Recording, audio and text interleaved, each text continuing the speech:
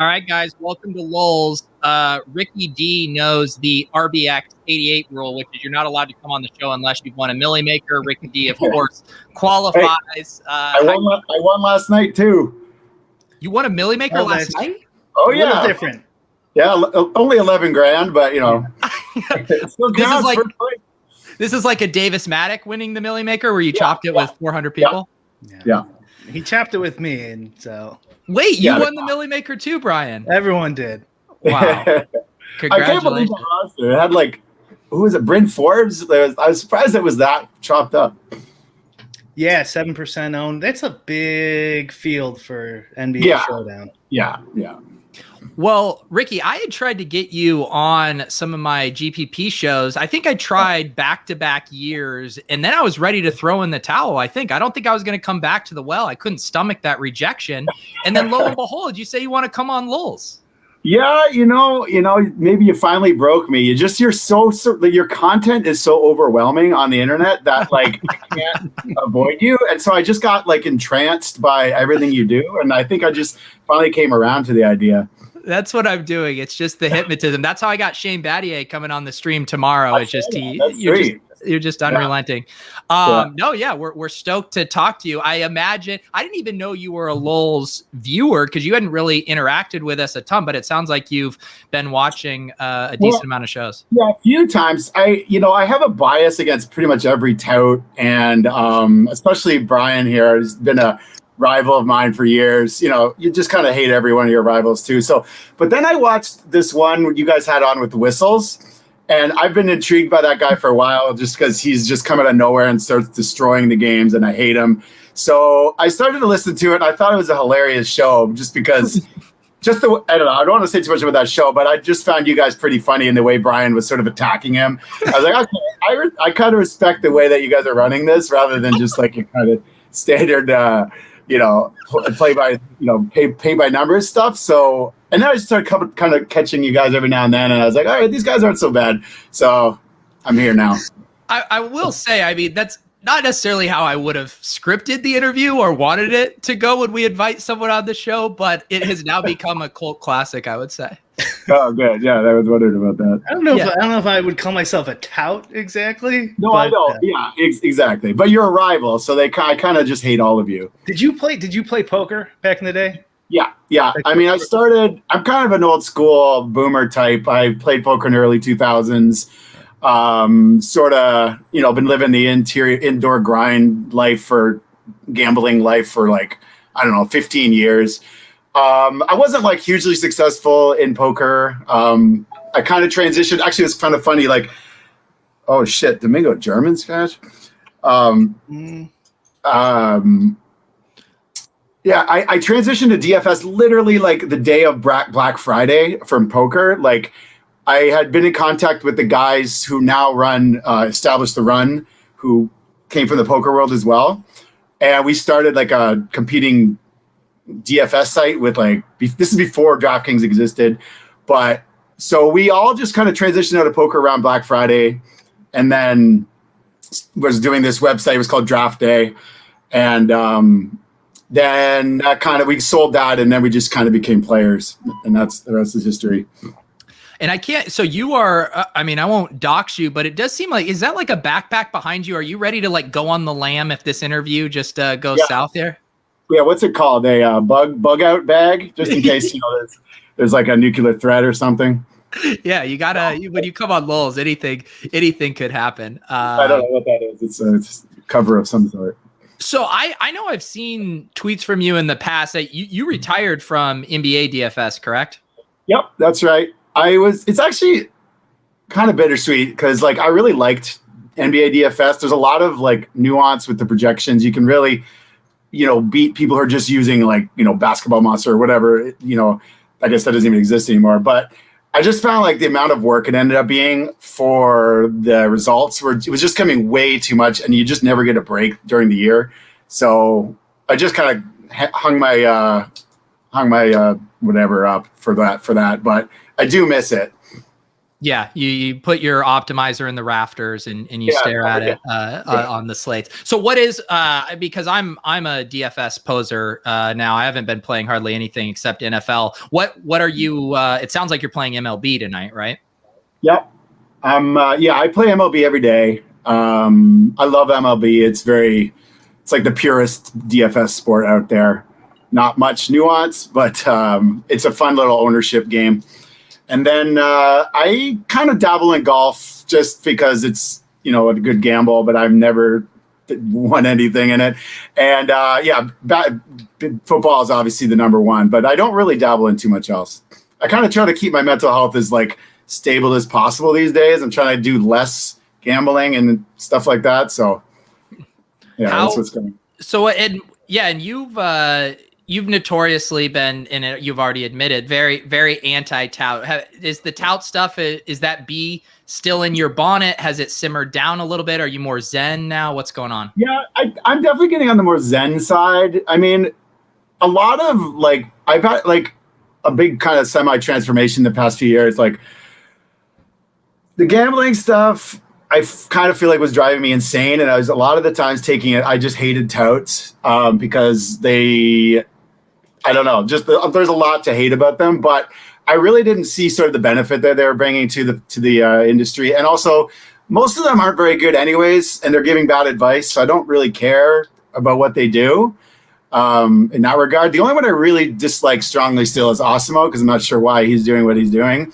kind of destroying the games and selling all his projections. But other than that, I think most touts I kind of look at as like a kind of dumb buddy from high school that you kind of I can kind of get along with now. But isn't that your two reasons for disliking him? Isn't that having it both ways? Because it's either they're bad touts and they're making players that you can profit off of, or they're touts like Osimo who are making the pool much sharper. Right. So I'm now shifted my hate just directly to Osimo. And the rest of the touts I'm actually quite happy with because they're pretty bad. And I don't have anything to fear in terms of them ruining the game or anything like that.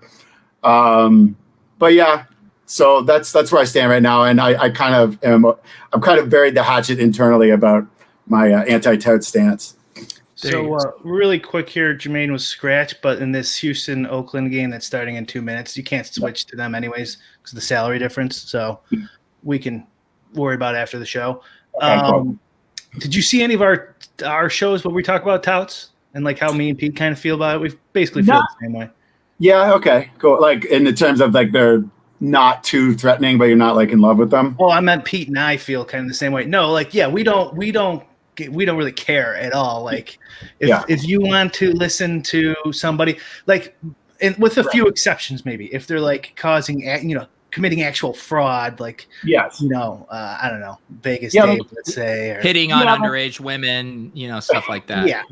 I definitely had a moral objection to a lot of the like aggressive, like what was that site called with Tommy G and El Jefe? Guru. Yeah, like when they were around and they were just pushing screenshots in your face, and I just knew they were terrible. That was when I really started to get against them. But again, they were giving bad advice, so why should I really care? I had some sort of moral internal struggle with what they were doing. But now that sort of has died down. I feel like that type of thing can't really survive when you're actually giving truly terrible advice and just begging for like screenshots and stuff. So I think we're in a nice little optimal happy medium outside of Osimo. There's a lot of new sites popping up too, which is kind of surprising to me. But really quick, I want to circle back to poker.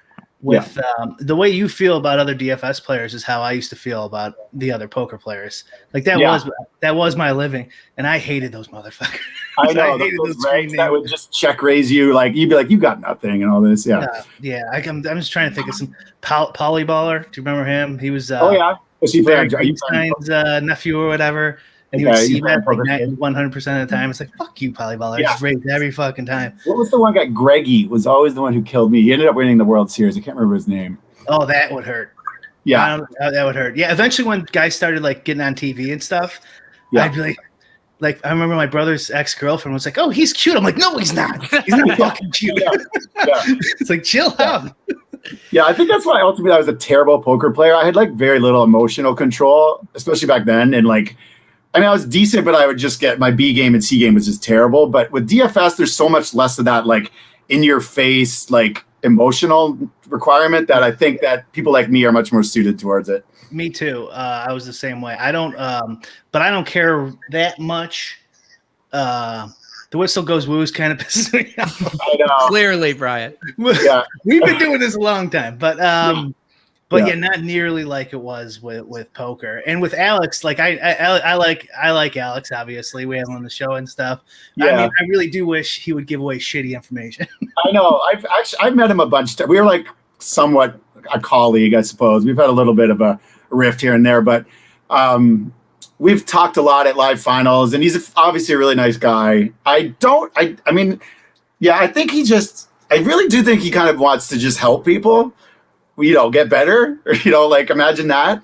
So, I can't really hate on him too much for doing that, but I kind of just wonder what is really going on there. I think if you swing $1 million enough times, you'll be like, maybe I should start a business. Yeah, I mean, and he was so smart to like leverage his number one ranking. And right. I was wondering how much that played into what he was doing. Like, how long is this going to last? Like, I might as well do it. And I mean, yeah, obviously the guy's like brilliant at DFS. So I'm not going to, I can't say too many bad things about him. And I think there's like probably two versions of like the tout thing, right? Where there is the like, I'm bad at DFS, and so I need to legitimately buoy my income with this additional, stream here. Or in the case of Alex, like you get so bored with maybe the monotony of DFS, and you're like, let me tackle a new challenge. Let me build a business, scale a business. He is the biggest enigma in the DFS world. Like I see him doing these tout shows. Like it'll be like Sunday morning, which is like, he's probably got like 400 grand in action or something, right? And for me, I'm still tweaking. I'm still like, I'm playing both sites, high stakes, low stakes, small entry, big field, all these different things. Oh, ownership. Oh shit, there's new weather, whatever. He's there 30 minutes before lock. Like there'll be a scratch. I've seen him just like, all of a sudden his rosters are updated. I'm like, and he's still live touting the show. I'm like, the guy, I have no idea how he manages this, but he's obviously got like an incredible algorithm and probably team of people like working for him. And, that's probably a big part of it. I think he is somewhat bored of DFS and he just wanted something else. There's also a nice benefit with a team that is incentivized through the business. Yeah. So like, for example, for like when I hire people to help me, I do it on like Upwork or something like that. Those guys can fuck me. Yeah. Yeah. They have no skin in the game. They have no skin. They don't know me. If I can give them a bad review on Upwork. Like, so what? Yeah. I mean, luckily, you hire people who barely speak English and they don't know who the hell I am. So, but like, if you have a team that's, maybe got a few points in the business and stuff like that, it actually can benefit your DFS game, even though you're giving away a decent amount of your edge. Plus, you're looking for that 100x, 200x payday. Yeah. In the gambling world. I mean, I haven't talked to Alex about this directly, but I'm assuming as soon as like sports betting is in the picture, it's like, okay, and we can make a shit ton here. Yeah, I'm not sure how much he was like foresight there.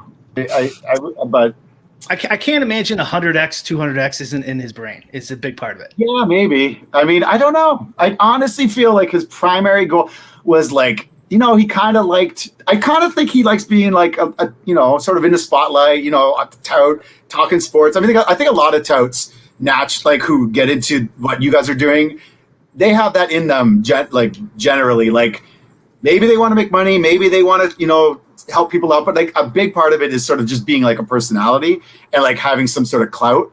And I think given Osimo's tweets and just the way that he communicates and like, he's obviously trying to, generate some sort of, buzz and interest. And I think he kind of likes being that guy because I know he's had other guys he worked with, like DFS players who weren't that sort of face of the business. So yeah, I think there's a couple things going on with him. I wouldn't necessarily pin it totally on profits. Well, obviously a spectrum of reasons, 5% here, 10% there. Come on. I'm not how I think, but like, I'm sure like, well, his first streams, he was really nervous and stuff. I'm not sure how much he wanted to be in front of the camera. I mean, like a lot of people try to hire. I'm assuming same with you. They try to hire you for their site. Like you get offers and stuff like that. Yeah. And one common thing I've heard through multiple places is like, why do all the professional gamblers want equity in the company and not a high salary? It's because they're all gamblers. They want that 100x. He's a gambler. He played poker too, not professionally, I don't think, or maybe it was professionally. I don't know. So he's a gambler too. I'm sure he thinks that part of that is in there. For sure. Obviously, we'll find out. The thing that's funny too about like Osimo's Twitter presence is like, sure, could he hire someone to do quote unquote marketing for Osimo? Yeah, he could, but like the brand is Osimo. Like the marketing is his quirky personality. It is those tweets. So like he almost necessarily has to be the marketing arm on Twitter as well. Yeah. And that's interesting. That's sort of how the DFS, like the tout industry has sort of evolved. Like you see all these guys sort of like getting big scores, like, big T, El Jefe, and then they start their site almost immediately after to like, take as much leverage out of that score. And they try to just be that personality that's driving all the marketing. And it's kind of the only way that it would work, because otherwise, if you're just like sort of like a faceless, nameless grinder who, with not much personality, not much winnings, like what kind of site would actually catch on it? Yeah, you're having to sell this idea that there's special sauce, that you have this secret that everyone else doesn't know, and if you come behind. But then I think we've also seen a new wave of this where, and we could talk about it as it relates to these NFT communities too, where people just like feeling a part of the tribe. There's like the Barstool-esque tribalism of like, I want to have my Saturdays are for the boys flag in front of my house. I want to have my, Run Pure avatar on the sites. Like people just want that shit. Yeah, and they get that little retweet, and that's little attaboy from the site owner, and that's all it's all about. I think there is a little like a little cognitive dissonance in some of these things. Honestly, like if we could kind of take our expertise and biases out of it. Like if someone was on a cooking show on TV and then started a cutlery company and leveraged it off of that, no one would blink an eye.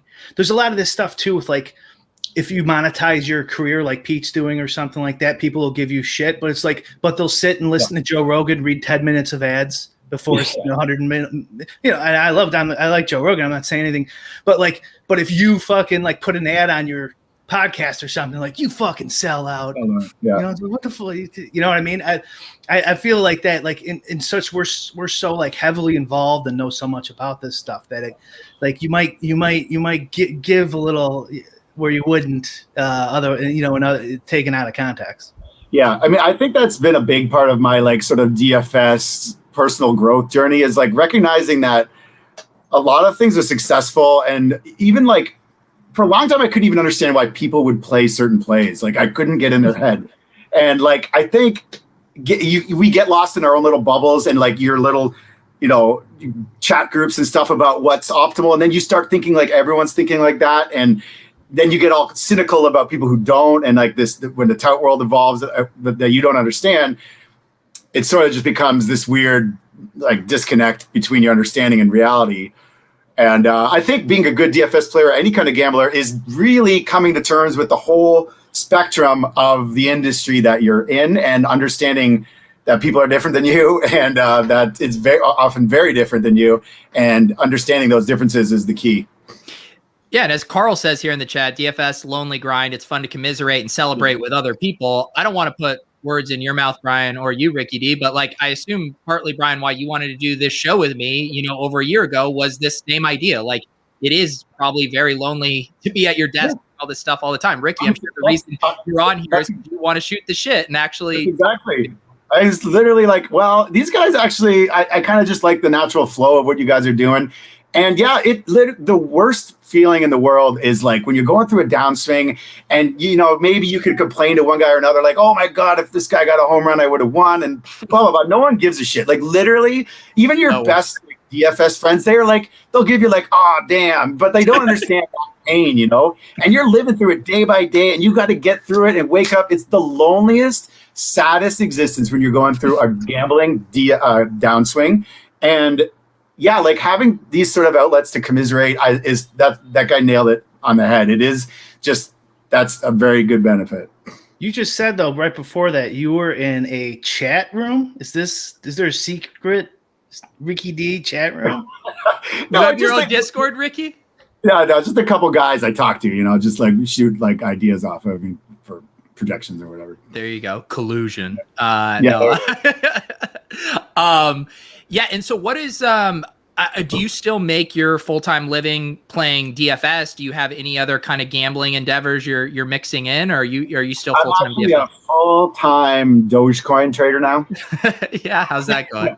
I'm just kidding. But I did get into all that bullshit in the off season, and I really hate myself for it almost. But yeah, no, DFS is still my primary. Like I kind of alluded to earlier. I mean, DFS has been like very good for me, and but I've been getting away. I've been trying to again come to terms with like the sort of overall mental health like existence that gambling is, and like I just said about the loneliness and the sadness and all that. I'm really trying to get out of that world and just have it in the background, little fun gambles here and there, not like mortgaging my future on. And then I've been doing some like real estate on the side, getting into just like healthy lifestyle, getting out there, walks, hikes, that type of stuff.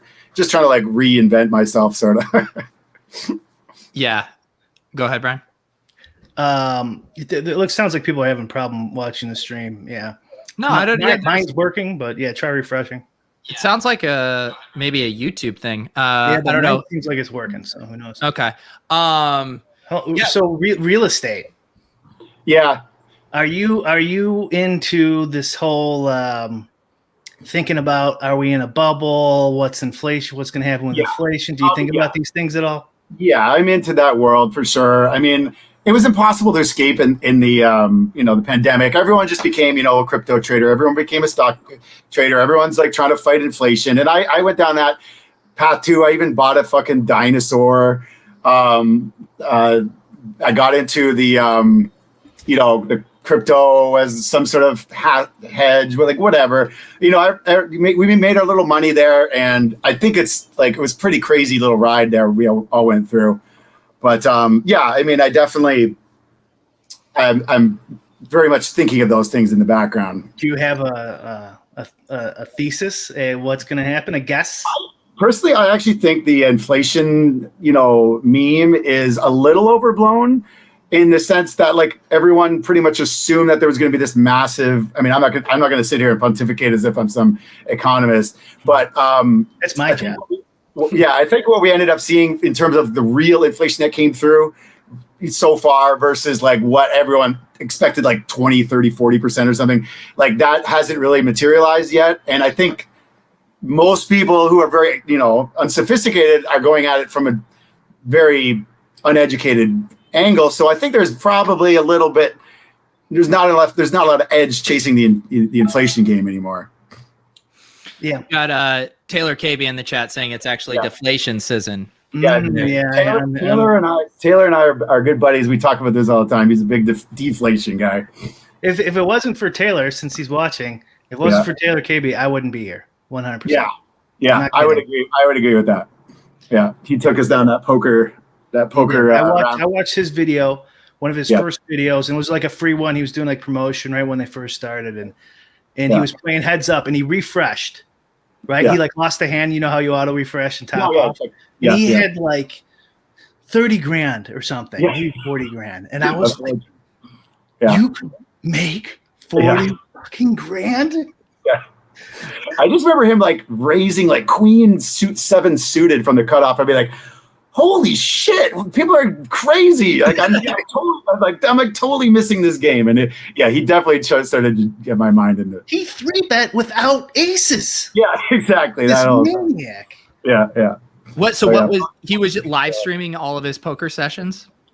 No, he would record them and then commentate over them, and then he would give away some for free for promotional reasons, I believe. This is a long time ago, guys. Too, this was like early 2000s. But Taylor will say himself, like in similar vein to Osimo, he'll say that he might not have done that knowing the the eruption of training sites that he would have caused and basically led to the downfall of poker because he obviously benefited from it, but he still has his gripes about how it all went down in terms of how, kind of ruining poker in a way. Right. I mean, but there's also it's eventually going to happen. It could have been somebody else instead of him. And I mean, he helped me. So there's a lot of guys who made a career out of it that otherwise wouldn't have, so I don't know. I think that's kind of tough to gauge, exactly. And we had that same conversation recently about the Bales Top Shot article, and I think it was the same thing. It was probably bad for Top Shot, but it was inevitable. It was going to be someone else that blew it up. He just happened to expedite everything very quickly.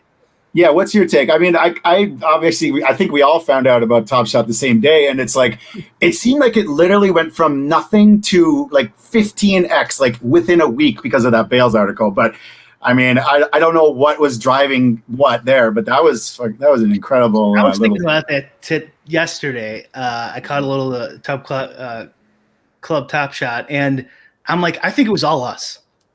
Our fucking group, all the gamblers drove that entire explosion. Seriously, I bet we were 90% of it. I mean, I would get. I don't know if I'd probably take the under on that, but really high. Because really I was exaggerating a little bit, but 50% maybe. Yeah, probably. I agree with it because the cardboard bros were wanting to dig their heels in. They didn't want to admit this was the next big thing. The NBA fans still aren't here yet. All the NFT Top Shot guys are just speculators and people who like crypto. And then it was all of the DFS and sports betting gamblers who were it clicked immediately why this was the future of digital sports cards. And then they just went so hard. MBL was saying on your show, he's we gotta market to the casual NBA player. No, you don't. You want us.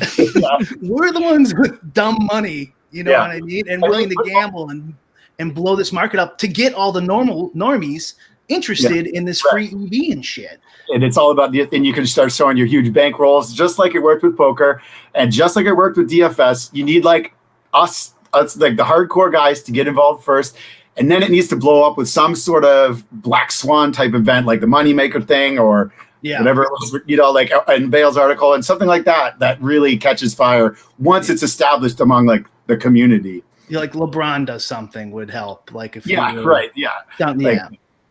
do you own any NFTs, any Top Shots? No, actually, I pretty much had not a moral objection, but I just thought things were getting so carried away with I was big into crypto. I really believe in crypto. I think it's very fundamental need for society. By the way, Brian, I just wanted to shout out libertarianism. That's that. They're the unofficial sponsor of this show. Libertarianism in general. Free market. Yeah. Voluntarism. How about voluntarism? Okay. Big crypto guy. That's naturally my wheelhouse. But then when the NFT stuff started coming up, I just I balked a little bit because I just thought it was so stupid. And even though to my financial loss, I don't care. I'm never going to. And then I just see a line in the sand. I'm I made this mental adjustment in my head. I'm I can't keep chasing whatever the shiny new object of making money is on the internet. I've made some money on the internet. It's not the healthiest way to live. And I just saw the same pattern that I was doing with poker that I did with DFS and crypto. And then it was NFTs. And then it's, what was the other thing people were getting into there briefly? Anyways, but DeFi. Yeah, DeFi. Exactly. It was DeFi. And I'm I just don't need another. I call it CTE, for gambling, eventually all this shit, it's so stressful. And it's not a healthy lifestyle. Nothing is going to come good of this in 40, 50 years to our brains. And we're going to be sitting there with a pile of money and no life experiences and no fun. And I decided to shift away from all these new free money things. I don't care if I could make 5x my money on the new LeBron Hollow or whatever the fuck it was. And I said I'm gonna just get focus on getting healthy and get outside and figure out a new way to live. Yeah. I mean, that was like last year. I had like a busy NFL season, before the COVID era, and I took off like February through June. And like, I was so refreshed. My routine was like locked in. I was reading like 10 books a month. Like, it was just so great. And then this year it was like, oh, Top Shot and NFTs popped up. And I just like continued my bad habits like all through the off season. Of course. And I don't blame anyone who did. On the CTE idea. So I just think of it as like an obsession, problem, obsessive. But it's like a double-edged sword, because if you don't have that in you, opinion, I don't know, if you don't have that in you, you're not gonna make it. Because they have it. Whatever the fuck it is, CTE, gambling CTE, obsession, maybe a little spectrum-y. And they're smart. And they're tough, and they'll work, and they're young, and they're single. Well, so like, if you don't have this shit, like, good luck. But that's what makes you guys successful too. You have that kind of completist, obsessive mentality. It's the people like Osimo who are able to continue to do that at scale, where you're like, how the fuck? Like, I can be obsessive about 1 or 2 things. How do you do it about 10 things? We're not sure he's a person, first of all. Possible android. Rumor has it. But I get your point. Yeah. So what things did you do, Ricky, to find a little bit more of a work-life balance? Grew this mustache. That was the first decision. I live in BC, which is like like the most beautiful place in the world. It's just tons of outdoor activities.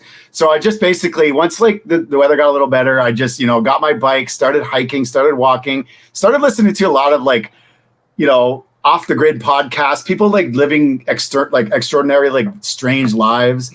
I started to get in this idea of like, I started to talk to people like in real life, which is crazy. Like, it'd be, anywhere. And then just get this idea that this thing will serendipitously happen. My new path in life that isn't going to be like inside locked on my computer getting CTE anymore. Yeah. You already had CTE. You already had CTE. I know.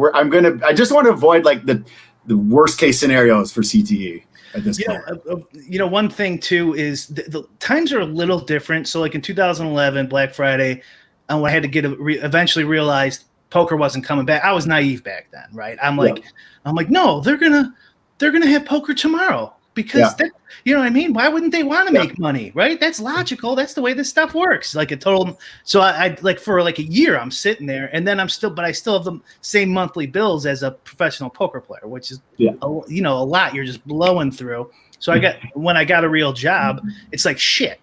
Oh, you got a real job? Poker player. I have a degree. I have a little bit more experience years ago. You know what I mean? And like people. I think like half of them thought it was cool, half of them didn't. What, that you played poker? Yeah, right. Yeah. And like, it really depended on the person too. So like, for like young guys thinking about this type of lifestyle, like, you definitely have to consider that shit can go wrong. Now it's not going to be illegal. We have that, but it might be unbeatable. And speaking of libertarianism, the regulation like that they have, like, it might make the competitive market so weak that we just can't beat it anymore. I mean, maybe they'll start booting us. I mean, I'm surprised they haven't, honestly. Like, when we were running our little DFS site, and we saw like that there was significant profit to be made by some guys. Like, we had Condi on our site, and we're like, holy shit, this guy's actually making decent money. We're like, why don't we kick him off? He's doing nothing for our ecosystem. Like, it's literally just he deposited $100 and now he's cashing out 10 grand every month. We're like, okay, well, this is bad. I'm surprised the sites haven't really, because poker started kind of doing that. They took away a lot of the VIP programs. They weren't really too friendly to the guys who were significantly big winners. Mm-hmm. And I'm not sure why they're so friendly to some of the big winners in DFS, because the weird thing about DFS is it's so scalable, and the guys who are winning, like, I mean, I do a lot of opponent research. I watch guys like a hawk. I watch up and comers. I watch guys who are falling off. I want to see what's going on with the trends. And like, the guys who are winning significant amount of money is far and few between. But they're winning a lot. right? I think everyone kind of knows this, but from a site's perspective, I just don't understand how these top players are really providing much value. Would it? I haven't done that much research. You think, let's say it got rid of the top 0.1%, whatever that number is. Yeah, I can name like 5 guys. Would it just drop down? What would? Oh, like, yeah. To the next 5? Like, yeah, like in this week, look at the PGA field this week. You take all the studs out. Now Berger is like the ultimate, right? So like we took all so that would probably happen. But I think the threshold of the marginal difference between the up and comers and sort of the field will, I mean, it'll eventually work its way back up, but it would probably help. Maybe. But I mean, I don't know. The Rahm 2 weeks ago has the same winning percentage essentially, at least in my stuff, as Berger does tomorrow. So yeah, it's great. Yeah, it does kind of work itself out like that. Yeah. It'll be interesting. Here's my guess. If they do go down this road, is pay attention to FanDuel, because to me they seem like they're really going down the sports book model. Yeah, I don't know if you guys agree with this at all. Like, I think that's part of the reason their DFS product has been so shitty the past however long now. 10 years. But yeah, it seems like, I don't know, I'm getting like a real they're doing these what's the Grand Slam bonus thing tonight? Yeah. I don't know if you're still playing on FanDuel. Yeah. They got bought by Paddy Power or whatever, and they're just implementing a lot of the sort of weird gimmicky things that they do. I mean, I've read this. I mean, they've been neglecting their DFS product for a long time. I mean, DFS at the end of the day is not going to be the meal ticket. It was sort of just a gateway into the gambling world, I believe, for a guy just looking for a sweat. And now, I mean, I'm pretty bearish on the industry in general. I think that a lot of the casual guys, maybe NFL will I just don't see a casual guy playing like baseball every day when he could just bet on the game. Like, why not? Like, building a roster is tough. And that was the same reason why I think Top Shot pumped so hard too, is there was a lot of guys who can't regularly beat DFS games that were like, wait, I can just buy a Top Shot moment and it just only goes up. This is hell of a lot easier than playing NBA DFS each night. I think this is a little bubbly again. Like, I know like my brothers throw in a lineup every blue moon. My mom throws in a lineup, but not everyone is as comfortable sports betting as we are.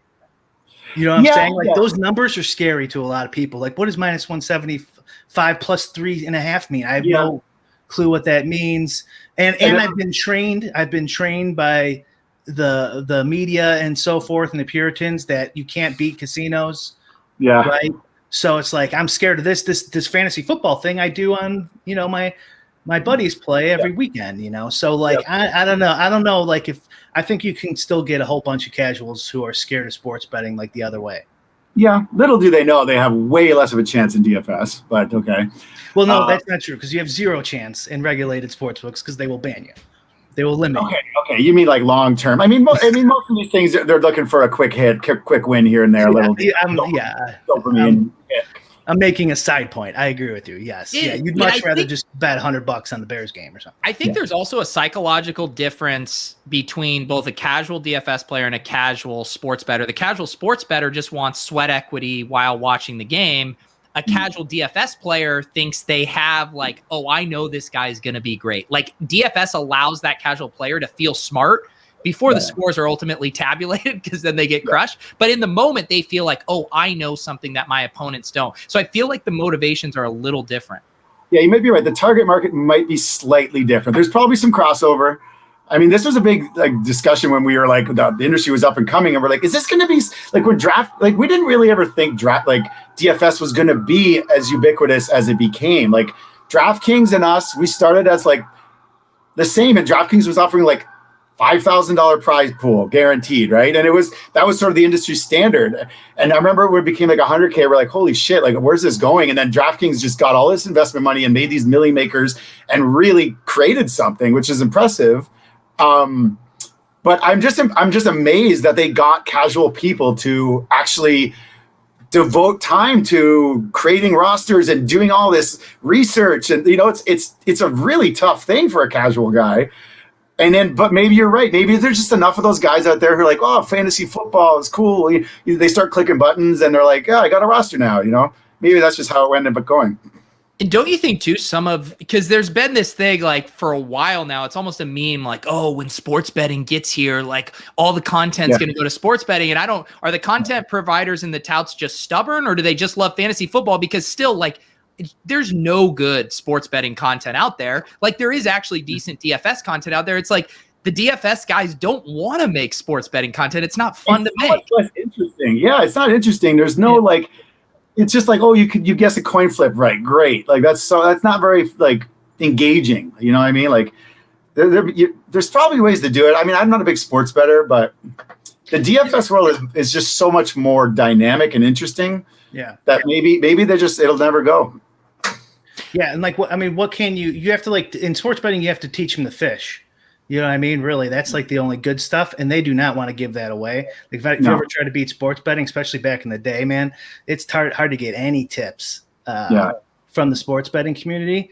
I kind of have this chip on my shoulder that I've been thinking about with the sports betting community lately, of like how they go hard at touts and stuff like that, just like the whole way they look at it. We did a show, was it last week or 2 weeks ago, where we talked about Spanky's tweet about, it's okay for them to limit you on props and stuff like that. And like the whole thing to me, like sports betting, the more I think about it, is just fucking lame. Like I don't want to play this cat and mouse game. Like I don't want to make 10 accounts and then, one of them gets caught and they confiscate the money. I know. What's that guy? What's that Rufus Feebody guy who he has a podcast? He's talking about the most exhausting line, shit ever. The edge should not just be line shopping and getting mules to make your bets. Like, what kind of life is that? And I totally agree with that. Yeah, and then they'll shit on people selling picks, and it's like, okay, yeah, I get it, fine. I hate touts too, whatever. I don't care. Like, I think you should be able to spend your money however you want. But what do you expect someone to do? Like, okay, I can fucking sell picks. You know what I mean? I don't, but I could figure it out and sell picks, and that would be better than me having to do this whole cat and mouse game and getting limited and like, hey, mom, I need your social security number to make an account on Bet Rivers. You know what I mean? Like, what the fuck? If she's already making DFS lineups, it might not be that hard of an ask, Brian. But ultimately, for me, it comes down to I'm watching. I listen to all those guys like Spanky and Rufus and everything. I'm like, is this really like what? I mean, I have this is sort of an anti-gambling stance, but why? First of all, these guys feel so entitled to them making a living off the casino or these sports bets, right?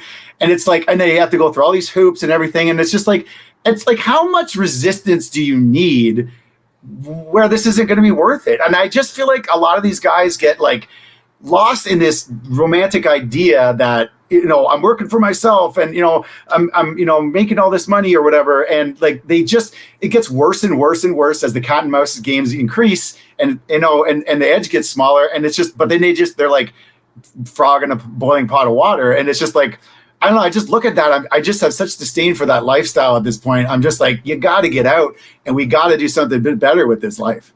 It's funny you say that too, because that's the whole, like you said, it's romanticized of doing this, you sports betting, gambling for a living. And yet a lot of the things you said, running around town, having the mules, that's very, equal to getting sucked into the grind at a corporate job, and you're doing all the stuff you don't like, but because it has this cool title, it somehow seems better. But it's no, you're doing the same fucking grunt, demeaning manual labor as you would be in an office.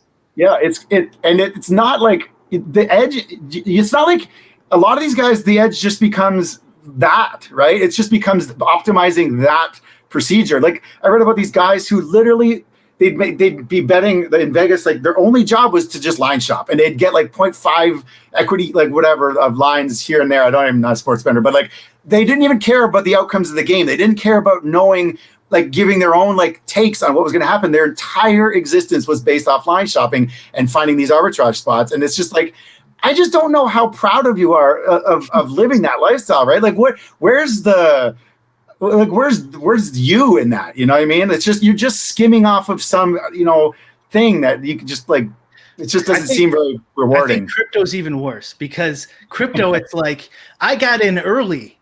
Yeah. Congratulations. What the fuck? You gambled on something. You had nothing to do with this NFT. You had nothing to do with it. You got in early, and people are fucking proud of you for some reason. But here's one reason. Like, I totally agree with you. Right? Just the idea of like, come on, guys, we have to do something else. Like, it can't just be all inside gambling and stuff like that. I'm totally on the train. It's hard for me too because of poker, because I'm still like, scared that it'll all go away.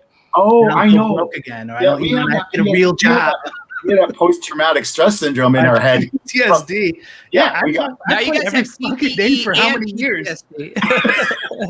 What'd you say, Pete? Now you have CTE to go along with the PTSD. Just to mentally use these terms. I know. It's just a colloquial term that me and my buddies have come up with. Is like, it's not even a joke. Like, we actually feel like we've lost many, many brain cells and memories because of this. So I think there's something to it. But oh yeah. And that's the whole irony, right? They always say, money buys freedom. You're looking to this lifestyle for freedom, but it's actually the thing that just tethers you to your desk nonstop. Well, and actually go get a real job for 6 months, like a shitty one where your boss is a fucking asshole, but you can't leave because you have a mortgage and a kid or something. Like, and then you'll be like, you know what? Maybe being tethered to my chair isn't gambling for a living isn't that bad. Yeah, I know it really is. I know there isn't a great way to make money in this world. Like, nothing comes for free. Right? Like, I actually was embarrassed about how much money because I did get in early in some of these cryptos, and I was just like, I was waking up sometimes like, I'm going to end up making more money in these bullshit cryptos that I did in like the things I actually like had passion for. It's like, it is a weird thing when that happens. Yeah, but that's all there's a lot of subjectivity there. Like, you could put a ton of work into digging a hole, or a ton of work into making a painting, and you probably make more money digging that fucking hole. You know what I mean? Like, or maybe the painting will take Dude, off. it is. I was thinking about this very specifically to some of the things I've been doing. So I have the man's character NFT, which like all that work is done. Like, when I sell that, it's so easy. I just ship it off. And then I've been doing these randomizer merch boxes where I put together all these different things. I set up a store. My margin is literally like $6 on these boxes. And I'm putting so much time into it to make these work. And it's seriously just someone buying the random NFT, which the like ROI is just literally like 10 times as good, even more than that. But it goes back to that thing. It's like, you can't, I don't know. It's not how life works, where the rewards don't always match the sweat equity that goes into it. Oh, for sure it doesn't. But can I do a little rant here? Yeah, a little rant here, just really quick for the commies out there. So money. We're, you know what I mean? Okay, we're talking kind of about money here. Money is the root of all evil is one of the dumbest fucking commie bullshit propaganda statements. Okay, money is a means for exchange. That's it. It's like saying, okay, we'll get rid of money, and you and Ricky has a bunch of lumber, and I have a bunch of chicken eggs, and we want to exchange them, and then one day he doesn't want to, right? And so I have to go to Pete and then give him chicken eggs and get his whatever product he has. It's just the representation of the amount of work and effort and time you've put in, and it's just a medium exchange.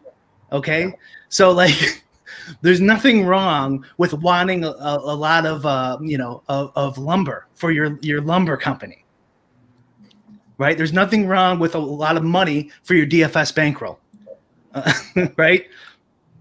There's really no difference. Now, there might be some difference for getting money for a side of whether this is like a productive way to spend your life. Are we contributing to society at all? And things like that. That I'm fine with. But like this whole, oh my God, money, we bring money involved, it automatically checkmark, then it's evil. It's like, no. Fuck you guys. Like, money is of exchange. Yeah, no, money. I'll take it a step further and say that money is often a signal that something is actually productive for society. Things don't occur. Money isn't exchanged unless a productive, outcome is achieved. That's sort of the fundamental theorem behind paying for something, right? Both people benefit.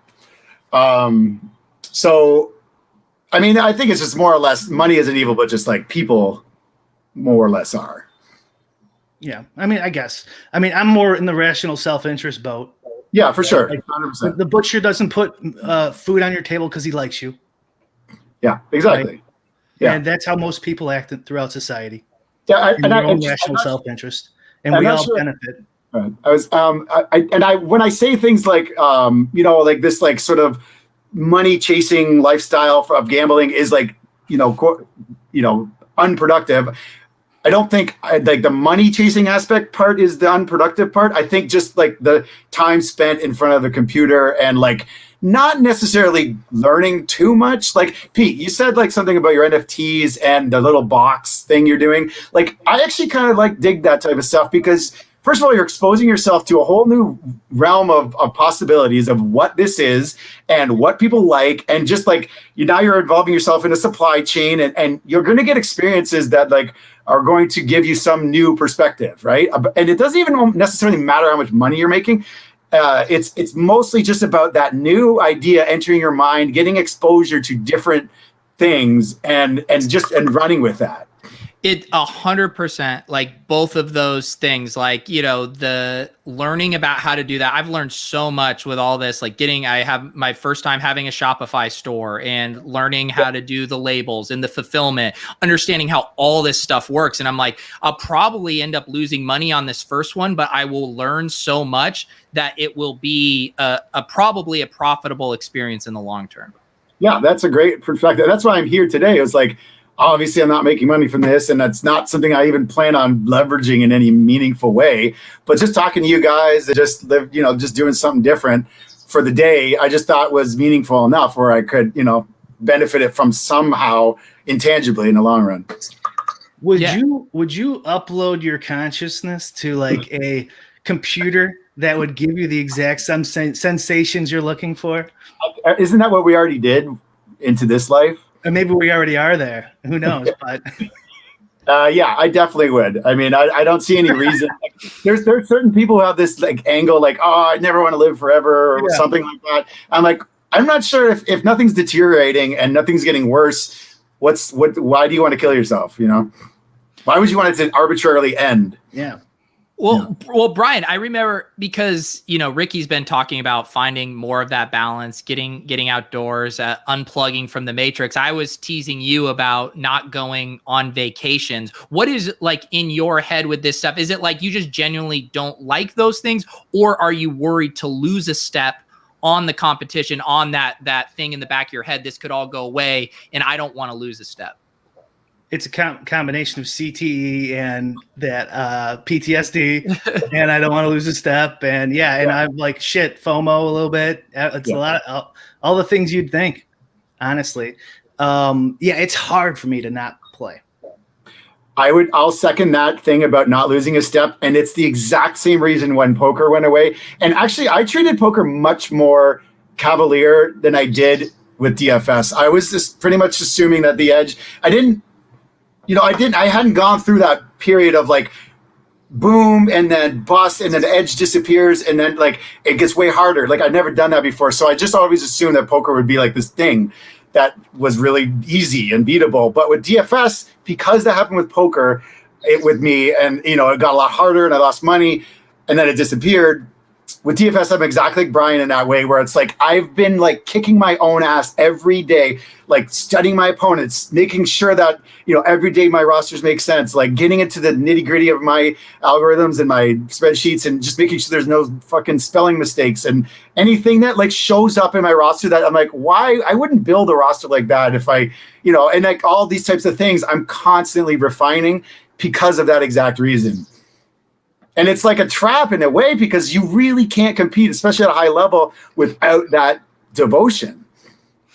Yeah, that's the paradox of wanting to be the best at anything, like the sacrifices you have to make to get there. And sometimes those sacrifices have, less, mental health, implications than others. Yeah, I'd really like to talk to someone who's like, I haven't seen a lot of success stories in the gambling world in terms of like guys who went hard with the grind. And like Osmo is a great example of someone again, cyborg, android, whatever, but he seems like the one guy that's sort of fading all these problems because a lot of the guys who've been in Osmo's position, Kandia, Sahil Sood, the list goes on. They're gone. They've gone to they've moved to the Mojave Desert and like lost their mind a little bit. And I don't really know how he has avoided that, but like it doesn't seem to be a lot of people who are able to get to the highest level and then, walk off into the sunset or just maintain it without driving themselves insane. I always think of those guys as like the 2001, 2002 poker players on ESPN. Oh, for sure. You know, how they were good. And it's like, wait, whatever happened to that guy? Probably nothing great. Yeah. I think they retired with a lot more money than a lot of those poker players. I think almost all of them went broke. Yeah, because like those types of guys who get to that level early are always convinced that they're like some sort of God-given poker talent or whatever, you know. Yeah. And they never really see the blind. They have too many blind spots. Yeah, I think that has to come with age too. Like, when I was younger playing poker, I was like, no, this is never going to end. Of course, you don't be silly. This is going to go on forever. It's like, oh no, it won't. Yeah. So we only have a few more minutes here left with Ricky. Although Ricky, you have an open invite to swing by whenever you want to chop it up. But I'd be remiss if I didn't let Brian give you the whistles go woo treatment. Brian, you want to put him under fire here about his DFS process? Well, all right. He said he does algorithms, spreadsheets. So do you use Excel? I love it. I'm trying to think. I mean, I don't even know how I would describe it. First of all, I come at this whole angle from a very unsophisticated, like I used to. I came at this from like much more of like a sports bet. Like I'm a sports fan, fantasy football fan. I'm not like a huge techie guy. Like I'm not great at math. I'm not great at programming. But I came up so early that I really learned the ins and outs. And I just wanted to say this one thing. I think I'm just being a natural kind of like contrarian type, like person who doesn't like popular things and seeing like the chalk do well. It's like I never wanted the chalk to do well as like a thing. I just naturally became good at this because that's how you win in DFS, like in football especially. But in terms of like my actual process, like it's been very refined over the years. I've hired my own sort of little, like you said, Upwork type people to, create my own modeling and create my own, optimizer. And I run it all through basically just like a Google spreadsheet with a bunch of, scraped sources and stats and stuff like that. The optimizer was not your choice, if I recall correctly. Didn't you have a little snafu with FC Dave? Yeah, FC Dave. I was like the one, like probably like customer number one of Fantasy Cruncher. I really liked their product for a long time, but then there was too many limitations. It was too slow. So I got this guy to make something for me in R, but and then he said some bullshit about me. Like he was spreading all these bullshit rumors about me. Do you know Makasupa? Yeah, Wiggins. Yeah, me and him are good buddies, and like he was saying like the weird sharing accounts, and he was trying to like expose us to because I went to his house once and he had his RIPs together. He's like, these guys are colluding together, and he was telling everyone. I'm like, fuck you, and so then he banned me from his site. I'm like, I don't even use your site, but yeah, that's all that went down. But I still use an optimizer. So you've never like worked on a project with somebody? What does that mean? Yeah, I have. You have? Yeah. I basically like have a guy who's like way smarter than me, or sorry, like with programming to like do all my ideas. I mean, like a DFS player. Yeah, I mean, he's a math guy. He's like a quant. Mm-hmm. Yeah, and I've sort of leveraged. It's like a partnership almost in a way where it's like. Is R your main stats program? Yeah. This is where Brian's going to pull off the mask, and he's actually FC Dave right now. But actually, let's go woo, and like everyone's fucking mind blows. I still have a lot of like of my old tricks in my system. Like, a lot of my game is still fairly I wouldn't call it feel based, but it's not like I do a lot. I spend a lot of times in my rosters every day, unfortunately. Because I'm never satisfied. I'm like a weird perfectionist that way. So I'm always tweaking random things here and there. Like where you're not fully willing to just surrender to what the math says. Yeah. Because I used to do that a lot. And I just get so frustrated when something either was obvious that I thought was obvious was wrong. Or just something that the model was telling me to do that I just in my gut disagreed with. So I started to just stop doing that. And it just ended up working well for me. I had this thought the other day of like when the GTO bots were coming out playing against humans and stuff. One of the common memes was like, "There's a lot of weird plays that the GTO bot's doing that we never would have thought of." Yeah. And I think if there was a GTO DFS solution, I don't think it would look like that. Like I don't think it's hard as poker and as far away from what we were able to do in the 2000s or whatever they're doing. I have no idea what they're doing now. Well, what do you think of the general ceiling? I know we're running out of time here, but what do you think of the general like ceiling of skill? Let's call it like I personally consider poker 10 times more advanced than DFS, and I think we're approaching sort of the cap of skill in DFS. There's only so many inputs, projection, range, ownership, like it all works together, salary. But at some point you're sort of limited on what you can really do with this data. I couldn't agree more. I think that's dead on. Maybe like let's say poker ended in 2011, like we're at like 2009, 2010. Yeah, I kind of agree. It's definitely something that will always remain popular, mostly because the field is so sort of exploitable and with ownership in big fields especially. And that will always kind of be there. But I don't know. The rest of it, it'll just keep going to get chiseled away slowly. How about this as like a last question or one of the last questions? Yeah. What tip would you give to the young grinder out there who looks up to RikkiDee and wants to be a Millie winner? Yeah. Honestly, just keep focusing on edges that you are sure that no one else or fewer people are thinking about. Like basically anything out there that's projection based or like something that a tout can tell you in an article, like here's a good, pitcher tonight. Something like that is like the opposite place you want to be looking. Like the edges in DFS are much more based in the margins of like thinking of range of outcomes potentially, or ownership is still a big edge depending on the sport, but really try to fine tune your process in edges that aren't, or correlations, like those sorts of things, even though although that's kind of getting washed away. It just continue to focus on edges that you're not really hearing too much about. I know that's kind of hard to do if you don't know what you were going to say, bash your head against the wall till you get CTE. Yeah, I mean that might help. I mean, and that's like what you're describing is so much of why like tout service stay in business is because people either want their hand held or they want the confirmation bias of, oh, my idea is good. He said it was also good, but that means the edge is gone. So you have to be able to go out on a limb and be like, I think this writer has data to show there's an edge here. No one else might be talking about it, but I'm going to go out on that plank by myself. Yeah, it's a scary place to be. But I will say wholeheartedly that anytime I've had a successful moment in DFS, it's because of something that is unique. Put it that way. Yep. One more here from our friend Travis Petty on the same up and comer angle. Any players you're keeping an eye on here? It's weird. In every year there seems to be a new hot baseball player, and this year for whatever reason it's Alhambra.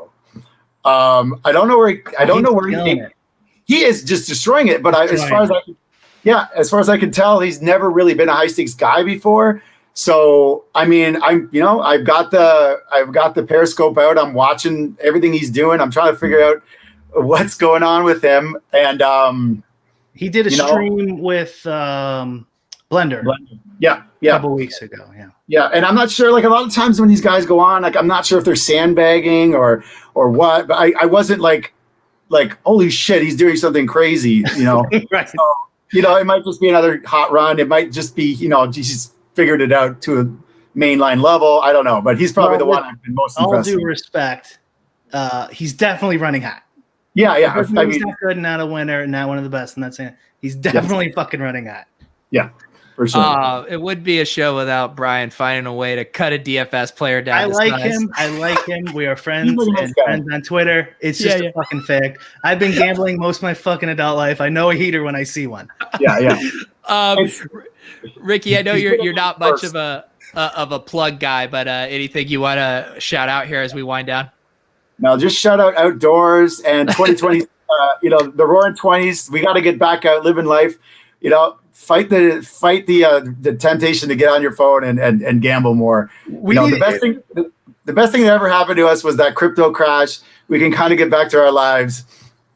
We need to talk about that. I think if you ever come back, that should definitely be. Maybe we should try to think of some things that DFS bros should do outside of our normal crypto, NFT, blah, blah, blah, gambling stuff. I want to start like a little crypto bro retreat, like somewhere we all get together. It's like a little, kumbaya circle. We tell our bad beat stories and we figure out what to do with our life. I can already see the photo I'm going to take of you teaching Osimo how to knit. It's just going to be an all-time photo. Well, thank you, Ricky, for coming on. It was a blast to talk to you. You're welcome to swing by. Maybe we'll get we've done some of those MMA live hangs before. Maybe we get the robot Osimo and you back, and we can hash it out. Sounds good, man. I'll definitely be back. All right, guys. We're here every Wednesday, audio up on the podcast feed. After, thank you to Ricky. For Brian, I'm Pete. We'll see you guys next week.